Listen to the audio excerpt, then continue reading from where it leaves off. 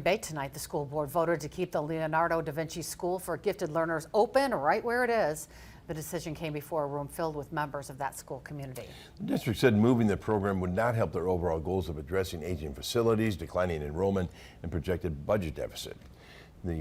Our Samantha Cavalli, attended tonight's meeting. She joins us now in the newsroom with more on the vote. Samantha.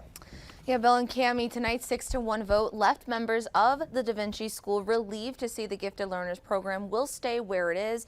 The plan was to have that program moved to Webster Elementary, but the recent investments in Da Vinci School and the cost of moving the program without creating any long-term savings wasn't justified. Board member Brian Mills voted against the motion, saying they have a once-in-a-generation opportunity to make changes within this district as far as building opportunities. He says the program is strong and it has the ability to become stronger in a building that fits it better. Vice President James Lyerly says while he agrees with Mills, he says the 7 guided principles they gave the facilities task force don't make sense in reference to moving the program to Webster. I just could not make a case for moving and reinvesting because there's been a lot of investment in this building, and I agree with you, it's not optimal, right?